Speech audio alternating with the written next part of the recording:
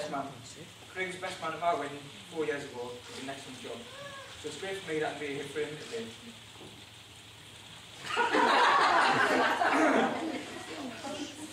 I'd like to start by saying a few traditional thank yous. Thanks and well done to Craig and Martin on their speeches, both did brilliantly. On behalf of the bridesmaids, thank you to Craig for his kind words, and let me reiterate today how lovely they all look and how well they assist Nicola. On behalf of the bride and groom, thank you to Nicola's parents, John and Martin, and the Craig's parents, Sue and John, for making the day possible, and for giving birth to them a long time ago. Also from Craig and Nick, thank you to everyone who's made it here tonight to help celebrate their special day. I myself wish no easy come and no one used to these. I'd personally like to thank Craig and Nicola for inviting me to be involved today. When Craig asked me to be the best man, I was very proud and honoured. Anyone who's been the best man before will know that it's a massive privilege to be included in a couple's big day. When you agree to do it, what you don't see in the small print is that you stand for weeks with anxiety and nerves and a constant knot in your stomach as the big day approaches. Your whole life is taken up by thoughts of your speech. But mine has been. I'm comfortable enough with my own sexuality to admit that for the last 2 months, the last thing on my mind before going to sleep each night has been Craig's with me. 2 months, sorry. 2 months. Craig and I first met at infant school when we were 6 years old, so we've known each other a long time now. I tried to think back to my earliest memories of Craig, and the one that I came up with left me wondering how we'd become such good friends for such a long time. When we were about 8, we were in the Cubs. One day we went to Western Hills and found this Tarzan on a big tree. There were quite a lot of us, but somehow Craig and myself ended up on the Tarzan with the group leader. 2 young boys and a grown man squashed onto a stick. Doesn't sound quite right now, I know. It was the late 80s, so... Anyway, we got on this Tarzan and started swinging. So the tree was on a hill, and as you swung it, the ground dropped away, so it looked like a massive drop. And after a few swings, it felt like one of us was going to fall off. So I thought to myself, there's no way it's going to be me. So on the next swing at the highest point, Craig fell, or maybe got pushed, I can't really remember. And he just plummeted into the bracken below. So we ran down to see if he was alright, he said he was okay. So we went home. I thought he was dead. The next morning I got up and went to call for Craig on the way to school. And Sue said he's not coming to school today because he's been in hospital. He's had an x-ray and I think he sprained his wrist. A year or so later, the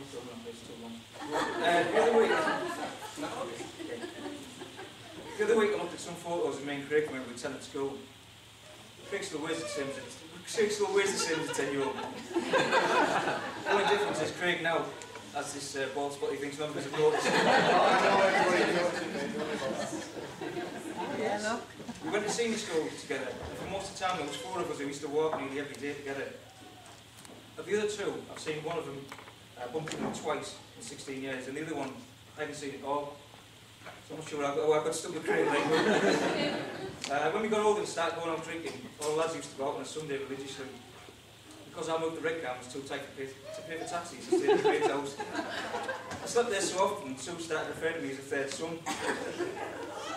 One year's birthday, which is on Valentine's Day, fell on a Sunday. My girlfriend at the time wasn't too happy when I told her I couldn't see that night because I had to go out for his birthday. And our first lads all get together. Craig, myself, Matty and Dan stayed in the room. Mad love. Dan and Matty took a bedroom with 2 beds in, and me and Craig stayed in the front room with a bed and a sofa pull out. And one of the first nights, Dan, who admittedly couldn't even defend himself, he threw up all over Matty's room. So Matty refused to sleep in there anymore. So he came in the front room with me and Craig and took Craig's bed. Over the next few nights, Craig slept everywhere possible. He slept on the floor, the balcony, kitchen worktop. And one night he even slept in the bath. I was trying to think of any times that Craig and I fell out or had a big argument, and honestly I can't remember any. I think the angriest Craig's ever been with me was the next year we were going on holiday and we decided to get t-shirts with names on the back of them. So all the lads got to pick your name. So a few of us went down Craig's house and we sat picking names for each other. Around this time, Craig wasn't the cleanest of people.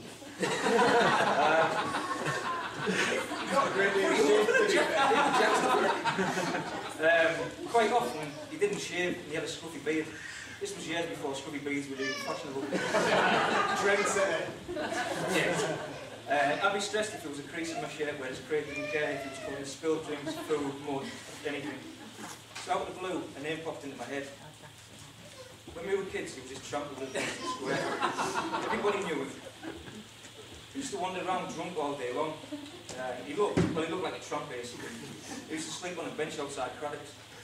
So I suggested his name for Craig. Everybody burst out laughing, but Craig was absolutely livid and refused to accept it. Over the next few weeks, he came out with the idea. It wasn't long till he was on holiday getting watermelon smashed over his head in bars, whilst happily wearing a t-shirt with Pissy George on the back of it. Whenever we go away on weekends or stag do's, Craig and I usually end up rooming together. And no matter how long it's been since we saw each other, we both just on the same wavelength. On a stag do a couple of years ago, we hadn't seen the stag for quite a while and turned up with a massive tattoo down his forearm. We went in his shop drunk and saw these permanent markers and decided to buy them and draw tattoos on all the lads over there for the stag do. So all night about 20 of us were walking around with these tattoos up your arm. I won't tell you what I said. And Craig and me both spent the majority of the night drawing all over anybody who was daft enough to let us do it. The next morning, all the lads had massive red marks where they'd been trying to scrub his permanent marker off. Craig didn't have a red mark, he hadn't even pretended that he'd got a wash, he just left it there all day.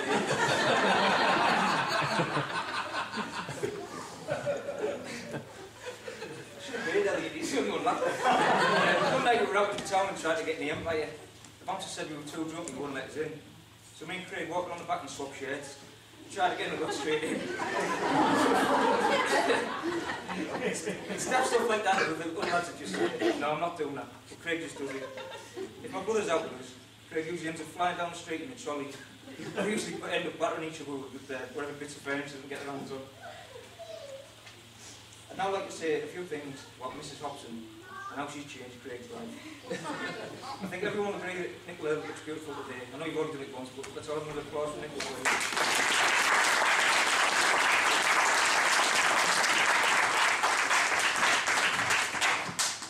I can't remember the first time I met Nicola, but I know when Craig met her. One Thursday night we were out in Littlewood for a change. We must have been leather, because we were staring out the window at the A66 in the dark. I think Matty's had a drink as well. Now, I'm 99% sure that Craig won't remember this, because he was absolutely leather at this point and almost asleep. But out of nowhere, with his daft drunk face on, he just said, "Oh, Lee, I just want a girlfriend."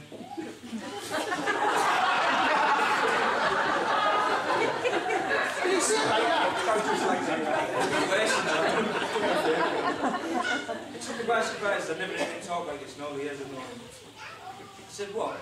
He said, "Oh, I just want a girlfriend, Lee." And I don't think he actually fell asleep.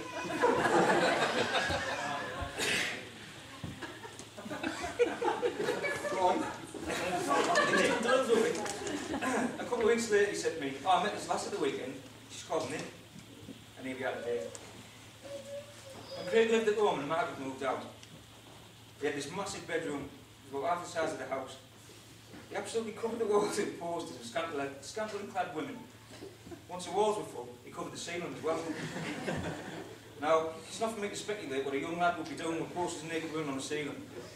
But anyway, the first time I probably realised that Craig was serious about Nick, I went down the house and he'd taken all the posters down and binned them. I was furious I said, "I would have had them." Over the next couple of years, it became clear that Craig and Nick were getting really serious. We stopped coming out as much and then no longer came on holidays. Although everyone was disappointed not to have me on holiday with us, I was pleased that he was getting what he wanted. I did that bad. Nicola actually asked me to thank that we're here today. When Craig was my best man, they were engaged at the time, but they hadn't set a date for the wedding. Craig and I were absolutely petrified about doing our speeches. We finally did. We barely touched our meals, and we just wanted them out the way to get the speeches over with. Afterwards, Nick came up to me and said, "Craig just said we're definitely getting married now." I said, "Oh, right, why?" He said, "Oh, so you can make it go through all that." A few months ago, Nick informed me that Craig made the decision not to have the speeches this afternoon, but tonight in front of all you. Because he wanted me to suffer in front of everyone here. So that was nice.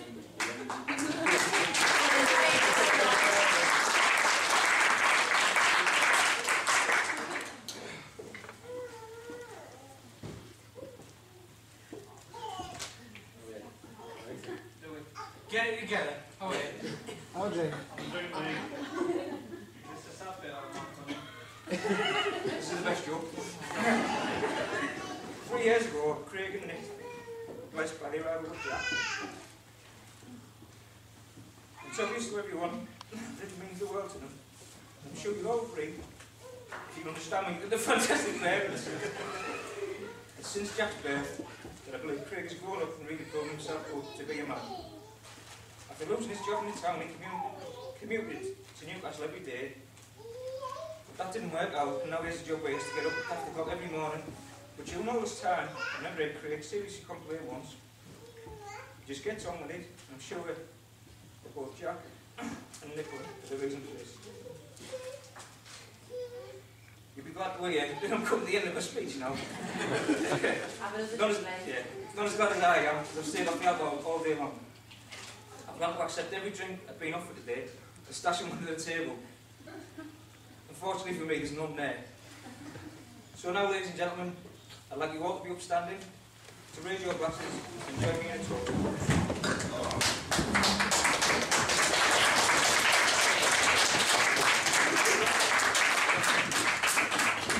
Here's to a lifetime of love, laughter, health and happiness. To Craig and Nicola. Yeah.